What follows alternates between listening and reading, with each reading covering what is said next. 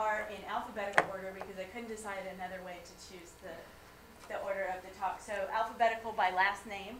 And granted, these are all students in the Institute of Public Health, but their opinions and views expressed in these presentations are not necessarily the opinions or views. And they may have their own disclaimers to make, but I'd like to go ahead and get started. And I will let each of the presenters introduce themselves. And they'll each give about a 10-minute presentation, and hopefully at the end of the session we will have time for questions. So thanks for coming, and we'll go ahead and get started just so that we will have time for them to finish up. Now, John, did you want to make an announcement? I did. Okay. Thanks. My class, Foundations in Public Health, needs to leave a little bit early from the session today to meet at 2 Peachtree. So we'll probably have to leave, unfortunately, about 10 till 1. Thank you. And I will just introduce the first presenter is Adidja AMANI, and she's from Cameroon. And each of the students will be presenting about information from their own countries. So you'll see kind of a varied set of presentations, and hopefully at the end we'll be able to kind of discuss some of the common themes in their presentations and maybe some of the major challenges that each country is facing. So let's give everyone a brief round of applause as we get started. I think it's really a great opportunity for them. Thank you, Christine. Good afternoon, everyone. Good afternoon. So it is first I would like to thank the IPH for the opportunity they give us to present on our different countries. It's an honor for me. So my name is Adidja AMANI. I'm a Fulbright scholar from Cameroon. I have an MD degree. Here at Georgia State, I'm fully involved on campus activity through the Public Health Student Association and through the Student Government Association. Today, I would like to present on Cameroon. My presentation will have 2 parts. First, I'll give you an overview of the country, and the second part, I'll address health challenges in Cameroon. This world map gives you an overview of where is situated Cameroon. Here is the Americas. Here is Africa. Cameroon is in the black square. This Africa map gives you a well-defined location of where is Cameroon. So Cameroon has 18 million inhabitants, has 247 different ethnic groups, and as many languages. I speak myself 3 African languages, French, and I'm still learning English. Cameroon has 2 capitals. Douala is the economic capital, and here on the slide is Yaoundé, the political capital. Cameroon has a rich biodiversity. In the north part of the country where I'm from, and as you can see on my dress, is the way we dress in the north part, it's really dry and hot, and you can go there on safari. The south part of the country have many rainy seasons, and they have beautiful beaches. And because of this diversity, that Cameroon is also called Africa in miniature, because you have many types of climate and vegetation in the same country. Cameroon is famous for soccer. Here's our indomitable lions. Soccer is considered as one of the most important unifying factors for all the different ethnic groups.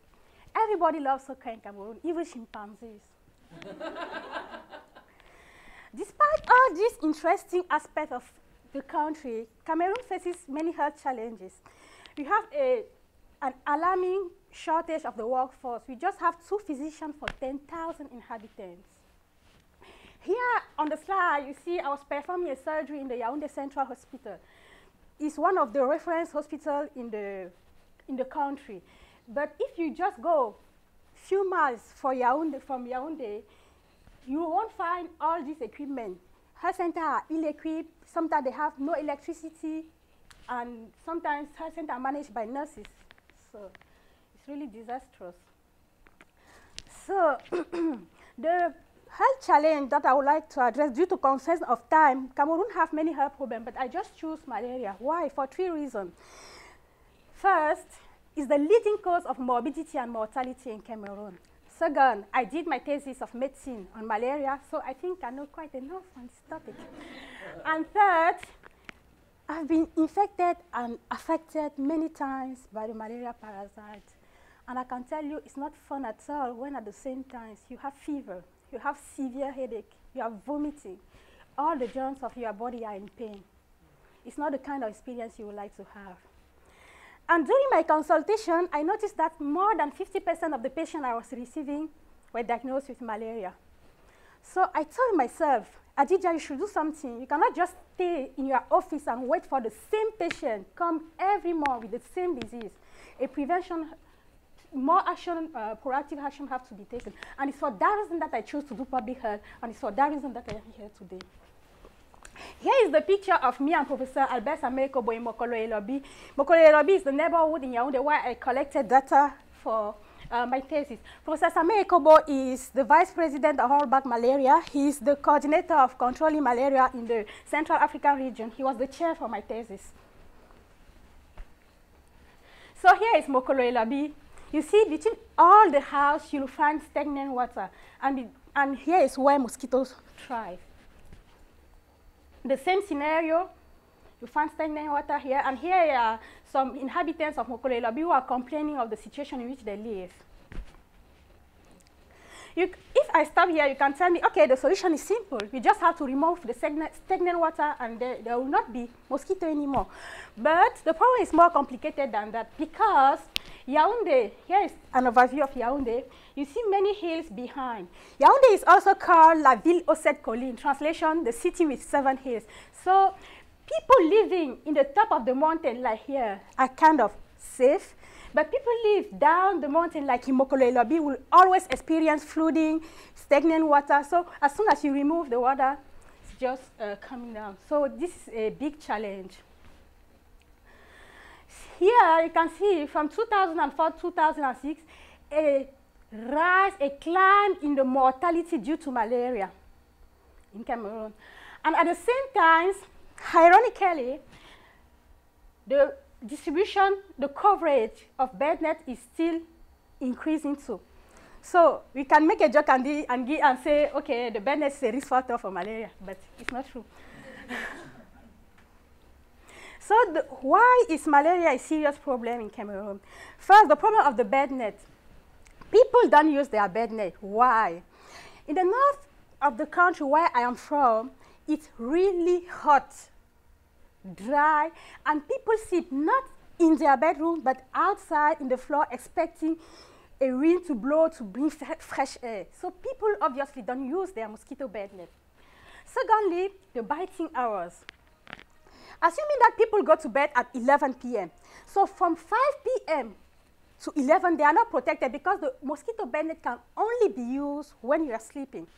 So it's for that reason that the mosquito bed net is not a solution at all. The second problem is the double resistant phenomenon. Nowadays, most of the mosquitoes are really resistant to most of insecticides that we used to kill them with. And secondly, they are also resistant to anti-malarial drugs. The mosquito parasite is really smart. Each time create and invent a new drug, they mutate, and they become resistant to the drug.